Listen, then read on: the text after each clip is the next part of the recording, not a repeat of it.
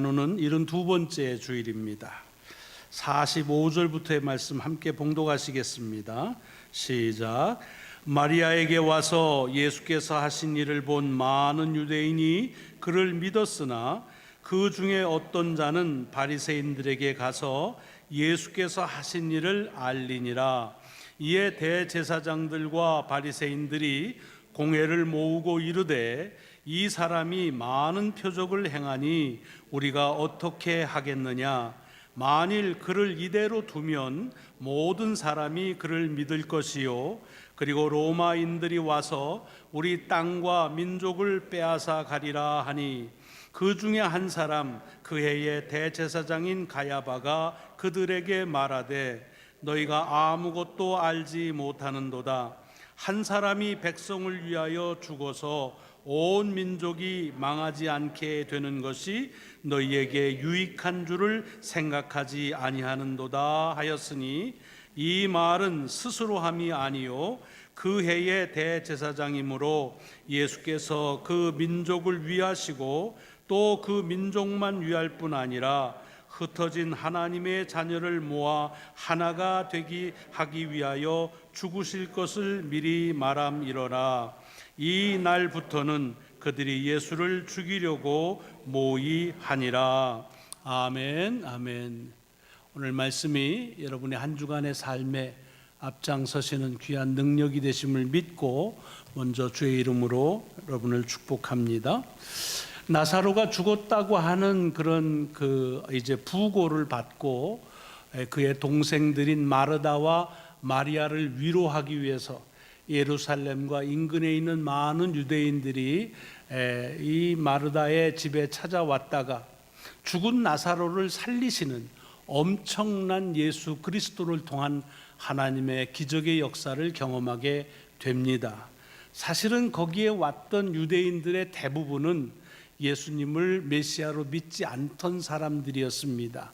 사실은 믿지 않던 사람들이라기보다는 좀 더 정확히 말하면 믿으려고 하지 않고 믿지 않으려고 애썼던 사람들이다, 이렇게 말하는 것이 좀 더 정확한 표현이 아닌가 생각합니다. 그런데 그들도 다른 기적을 경험할 때에는 안식일에 했니, 이것이 어떠니, 이렇게 여러 가지 얘기를 하다가 죽은 사람을 살리는 이런 일들을 경험하고는 그들도 예수를 믿게 되었다라고 요한은 우리에게 전하고 있습니다. 그리고 그 중에 몇 사람들이 바리새인들에게 가서 일어난 일들, 자기가 경험한 죽은 자를 살리시는 예수 그리스도에 대한 이야기를 전했다고 되어 있습니다. 그랬더니 바로 대제사장과 그리고 바리새인들이 산헤드린 공회를 소집을 합니다. 제가 볼 때는 이거는 긴급한 의제를 가지고 그렇게 이제 모였던 회의가 아닌가 생각을 합니다. 그런 말은 없습니다. 이게 정규적인 모임이었는지 응급 조치를 위한 모임이었는지 모르지만 문맥상에 그렇다는 얘기입니다. 왜냐하면 사실은 주님께서 전에도 여러 기적을 행하셨습니다. 결혼식에서 물로 포도주를 만드시는 그런 기적도 행하셨고, 또 그런가 하면 베데스다 연못에서 38년 된 사람을 고치셔서 걷게 하시는 역사도 하셨고, 또 오병이어를 가지고 5,000명을 먹이시는 기적의 역사도 엄청났고, 또 나면서부터 앞을 보지 못하는 시각장애인을 고치는 일도 행하셨습니다. 그런데 이런 전에 있었던 일련의 기적들 때문에 산헤드린이 소집됐다라고 하는 언급은 없습니다. 했는지 모르지만 적어도 그런 언급은 복음서에 없습니다. 그런데 유독 이렇게 나사로가 죽었는데 그 죽은 나사로를 살렸다는 이 기적 때문에 이렇게 산헤드린이 소집이 된 것을 보면 이것이 매우 심상치 않다고 하는 것을 유대인들도 인정하고, 그리고 이 일을 어떻게 하면은 좋겠는가 이렇게 의견을 모으기 위해서 산헤드린 공회가 소집이 된 것이라고 봅니다. 자, 그런데 오늘 본문에 보면 모여가지고서 이제 의제가 당연하죠. 자, 그러면 이제 어떻게 할 거냐? 예수라는 이가 계속해서 여러 기적을 행하고 있는데 이제는 심지어 죽은 자를 살리기도 한다. 자, 이거 그냥 놔두면 얼마 못 가서 사람들이 다 예수를 메시아로 믿게 될 판국이다. 그러니 이걸 어떻게 했으면 좋겠느냐라고 그렇게 얘기를 하면서 걱정을 하기 시작합니다. 그런 일이 있으면 안 된다. 그렇게 되면, 이렇게 민심이 동요하게 되면 로마가 땅을 뺏고 민족을 빼앗는 일이 있어서 그건 우리 민족에게 불행해진다라고 하는 그런 그 예측까지 이렇게 내어놓는 이야기들이 그 산헤드린 공의회가 모였을 때의 아젠다로 이렇게 얘기됐다는 것을 오늘 본문 속에서 알 수가 있습니다. 자, 그런데 우리가 여기서 잠깐 그림을, 그 모양을 좀 보시면서 생각해 볼 게 하나 있어요. 지금 여기 산헤드린이 모였는데 여기 산헤드린 공의회는 대개 대제사장들, 서기관들, 율법학자들, 바리새인들, 사두개파 대표들, 다시 말하면 유대인들 가운데에서 신앙에 돈독하다면 돈독한 것으로도 이뜸이고, 성경에 대한 지식으로 말해도 누구보다도 성경에 관한 지식이 풍부한 사람이고, 신앙의 전통으로 얘기해도 신앙의 전통을 그냥 속된 말로 빠삭하게 꿰고 있는 사람들이 산헤드린 공의회 사람들입니다. 그런데 여러분 아시지만 유대교 신앙의 핵심이 뭡니까? 가장 핵심 가치는 메시아가 오시는 겁니다. 다윗과 같은 그런 메시아가 이 땅에 와서 지금 여러 가지로 속박당하고 그리고 나라를 잃고 살아가는 이 유대 민족들을 다시 해방해서, 그래서 이 다윗 왕 때처럼, 솔로몬 때처럼 그 북의 영화의 시대로 우리를 다시 회복시켜 줄 메시아, 그 그리스도가 이 땅에 올 것이다 라고 하는 것을 기다리는 것이 유대교 신앙의 핵심 가치입니다. 그러니까 여기 산헤드린에 모인 사람들은 자기들의 신앙에서 가장 중요한 가치가 무엇인지를 너무나 잘 아는 사람들입니다. 자, 그런데 지금 어떤 일이 일어났다는 겁니까? 어떤 이가 나타나서 내가 메시아다라고 말합니다. 말도 안 되는 소리라고 치어낼 수 있습니다. 하는데 그가 하는 것을 보면 이것은 하늘로부터 온 자가 아니면 하나님의 아들이라고 말하는데, 정말 그렇지 않으면 일어날 수 없는 일들이 일어나는 겁니다. 병자들이 고침을 받지요. 얼마 되지 않는 음식을 가지고 수많은 사람들이 배불리 먹지요. 물 가지고서 포도주를 만드는 기이한 일들을 일으키지요. 심지어는 죽은 사람을 살리는 역사까지 일어나는 겁니다. 그러니까 이것은 답이 하나밖에 없습니다. 그래서 반대하던 사람들조차도 저가 메시아구나 라고 그렇게 인지하기 시작하고, 그것이 점점 사람들 사이에서 넓어지고 많아졌다는 얘기입니다. 근데 이걸 걱정하고 있다는 겁니다. 사실은 산헤드린 사람들은 이걸 걱정할 아젠다가 아닙니다. 왜?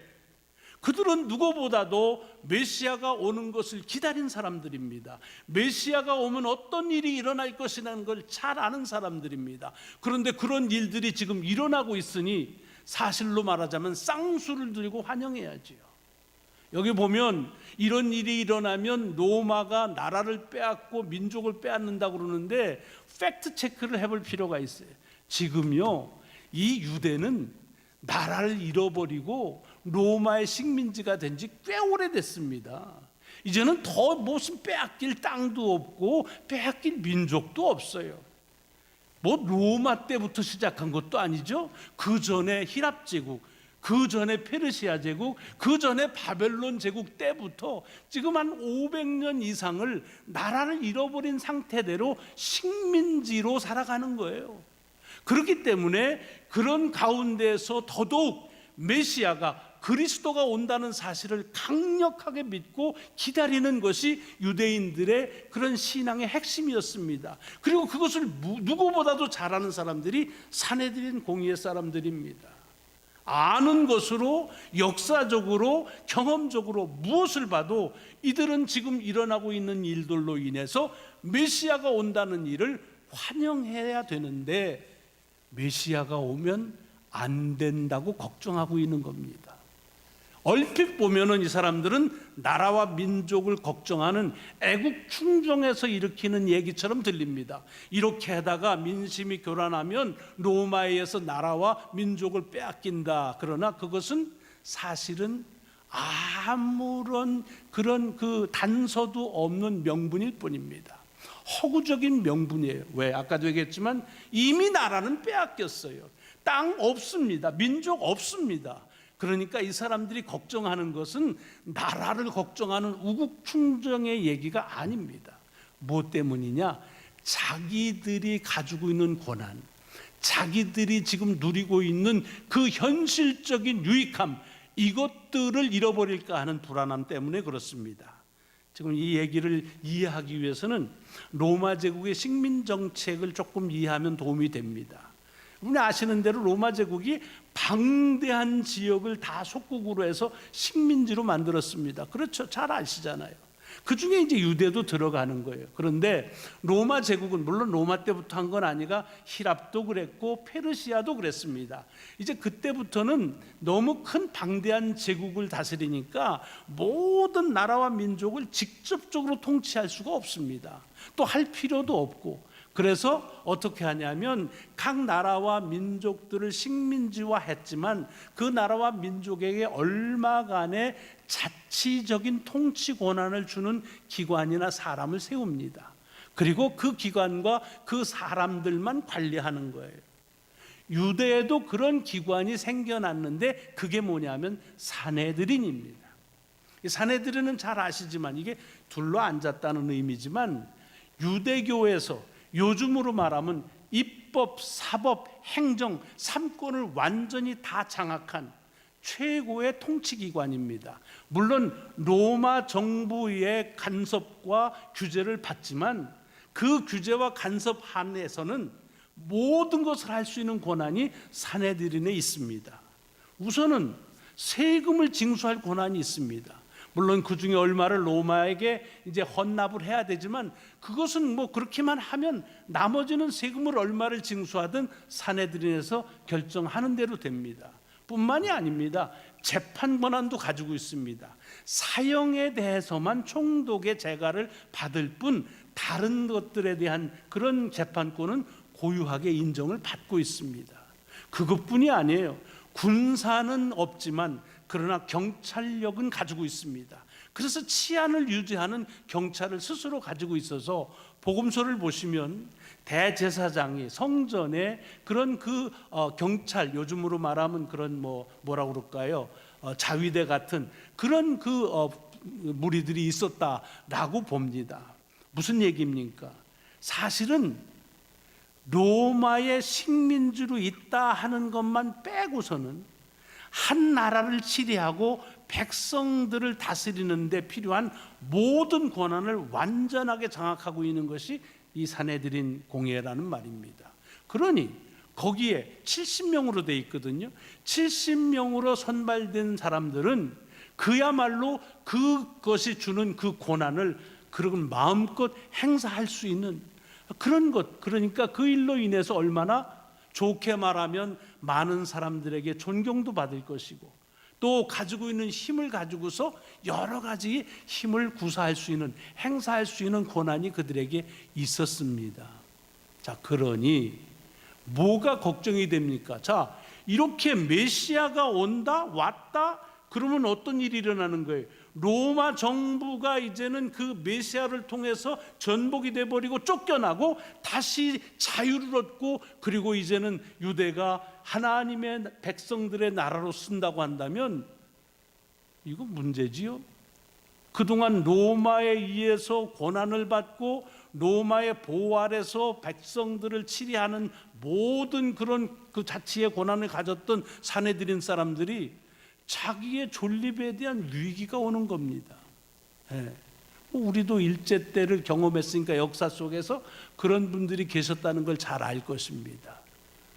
사내들인 의장은 총독이 임명합니다.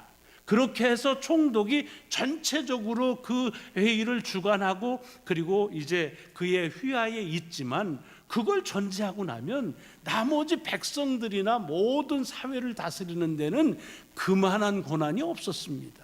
근데 그 힘을 만약에 로마가 유대에서 쫓겨나고 메시아를 통해서 해방이 된다고 한다면 이거 자기의 갖는 그런 기득적인 이익이 전부 이런 위급한 가운데 빠지는 거 아니겠습니까? 그러니까 사실은 이들은 나라나 민족을 걱정하는 게 아니라 자기들이 로마의 정권 아래에서 누리고 있는 그 권한, 그 파워, 그 능력들을 그것을 잃을까 하는 그런 개인적인 유익에 대한 불안함을 갖고 있었다는 얘기입니다. 그러니까 이제 로마 총독에 의해서 그 해의 의장으로 임명된 가야바 대제사장이 이렇게 얘기합니다. 아니 여태 풀어서 얘기하면 이런 거죠. 아니 사내들인 뭐 한두 해 해봤어? 왜들 이래? 뭘 몰라? 아니 한 사람이 희생해서 많은 사람들이 안전하다 하면은 그거 좋은 거 아니야? 왜들 이렇게 지금 이렇게 걱정들하고 야단이야? 무슨 얘기예요? 거기 있는 사람들 다 알아들었습니다. 그래서 그날 이후로 거기서 예수를 죽이기로 모의를 시작을 했다라고 되어 있습니다. 뭘 그걸 걱정해? 메시아로 왔다? 없애버려. 없애면 되잖아. 그러면 지금까지 우리가 누리는 이 현실적인 고난에 대해서 아무 문제가 없지. 문제가 될 건 싹부터 잘라버리면 돼. 하나만 자르면 많은 사람들이 유익을 주는데 이거 괜찮은 거 아니야? 왜 그걸 모르고 있어? 라고 얘기하고 사람들이 그 일에 동감을 해서 그날부터 예수를 죽이기로 했다라는 얘기입니다. 저는 오늘 이 본문의 말씀을 쭉 이렇게 읽고 또 읽으면서 눈에 자꾸 띄고 그리고 이제 들려지는 것은 사내들인 공의의 사람들입니다. 이들이 가지고 있는 신앙적인 모순, 아까도 말씀드렸지만 이들은 유대인들 가운데서도 누구보다 메시아가 오기를 기다리고 메시아는 반드시 온다고 하는 사실을 믿어 의심이 없이 살았던 사람들입니다. 거기에 대한 역사적인 배경이랄까 성경적인 근거에 대해서 누구에게도 그것은 그냥 빼놓지 않고 증거를 댈 수 있는 전문가들입니다. 그런데 어떻습니까? 지금 그들은 메시아가 온다는 사실을 두려워하고 있습니다. 왜 그럴까요? 메시아가 오면 자기들의 가지고 있는 기득적인 유익이 손해를 볼까 하는 것 때문에 그렇습니다. 신앙적인 모순, 자기들이 믿는 것과 그리고 자기들이 살아가는 데 있어서 필요한 것과의 그 차이를, 그것을 그대로 인정하면서 믿는 것을 믿는 대로 살지 않는 그런 모순적인 모습을 보게 되는데, 그런 그 신앙의 모순이 옛날 사내들인의 공의에 있던 70명에만 있었던 거냐? 사실은 제게 주시는 도전은 뭐냐면, 네 가운데에도 그런 건 없냐? 너의 신앙에 그런 신앙적인 모순은 없느냐 하는 그런 도전의 말씀이 크게 울림으로 다가온 겁니다. 여러분, 우리도 크리스찬이지요? 여러분, 기독교 신앙에서 가장 핵심적인 가치는 뭡니까? 크게 다르지 않습니다. 주님이 다시 오시는 주의 재림하심, 그리고 주께서 다시 오셔서 우리 모두가 다 예수 그리스도로 믿는 그 믿음을 통해서 들림을 받아서 영원한 삶을 살아가는 하나님의 나라에 살 것이라는 것이 궁극적인 우리 신앙의 핵심적인 가치입니다. 그것 없으면 우리 기독교 신앙은 그냥 도덕과 윤리로 끝나고 맙니다. 하지만 주님이 다시 오심에 대한 그 기다림, 그것이 우리의 신앙의 핵심인 것은 그것은 주께서 그리 말씀하셨기 때문입니다. 그리고 신앙이 돈독할수록, 그리고 이 기독교 신앙의 핵심이 무엇인지를 묻고 또 물을수록 주님의 다시 오심에 대한 그 소망이 우리의 가장 귀한 것이다라고 하는 것에는 의심의 여지가 없습니다. 그런데 어떻습니까? 누군가가 주님이 며칠 날 오신다라고 하면은 오시는구나 라고 들립니까? 아니면 이거 또 어서 공갈치는 놈도 하나 나타났구만, 이게 사기꾼 또 하나 나타났구나. 저거 하여튼 저런 놈들은 다 저거 어떻게 하나, 저거 귀신은 뭐 잡아먹지도 않나, 뭐 이런 얘기를 하면서 주님의 재림에 대해서 귀 기울여 하지 않고 이단시할 때가 참 많습니다. 물론 어느 날 언제 몇 월 며칠에 오신다라고 반드시 오신다고 하는 건 우리가 귀담아 들어야 될 필요가 있습니다. 왜? 성경 속에 언제 오신다고 언급된 건 없습니다. 아무도 알 수 없다고 합니다. 그러나 그날에 절대로 안 온다고 우기는 건 무슨 근거입니까? 그날일 수도 있는 거지요.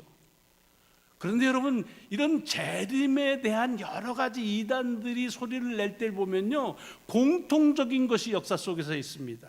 그것이 뭐냐 하면 교회와 그리스도인들이 현실적으로 안주하는 것을 신앙의 마치 본질인 양 착각하고 있을 때 이런 소리들이 들려옴으로 인해서 다시 한번 우리의 신앙의 핵심 가치가 무엇인지를 일깨워주는 것들에 그런 의도가 있습니다. 그런데 우리는 재림을 얘기하면 이제는 좀 산뜻한, 그리고 우아한, 그리고 성숙한 신앙의 메시지라고 듣질 않습니다. 천당과 지옥 얘기하면 아주 구태연한 것처럼 들립니다. 그러나 그렇지 않다는 거예요. 그런데 우리는 지금 그렇게 하면서 마치 사내들인 공의의 사람들이 메시아가 올 거라고 하는 것을 그렇게 기다리고 있으면서도 정작 메시아가 왔다는 것에는 조롱하며 저것도 사기꾼 하나 왔구나 라고 하는 모습이 우리 속에서 오버랩이 되고 있는 것은 아니냐 하는 것입니다. 여러분들에게 한번 여쭤보죠. 주님이 그러면 언제 오셨으면 제일 좋겠습니까? 아마 지금 힘드신 분들은 그냥 지금 당장 오시면 제일 좋겠지요. 그런데 지금 괜찮아, 살만해, 내가 가지고 있는 플랜이 있어, 그럼 어때요? 지금 오시면 안 되죠. 현경자매, 주님 지금 오시면 어때? 이건 의대 가야 되는데, 가서 좀 의사 생활도 좀 하고 그 다음에 오셔야지. 그러니까 제일 좋은 건 지금 좋으면 나 죽은 다음에 바로 오세요. 뭐 이럴 때가 있어요. 무슨 얘기예요? 주님이 오신다고 하는 거룩한 명제가 있다 할지라도 그것이 내 삶의 유익과 배치가 되면 어렵다는 거예요.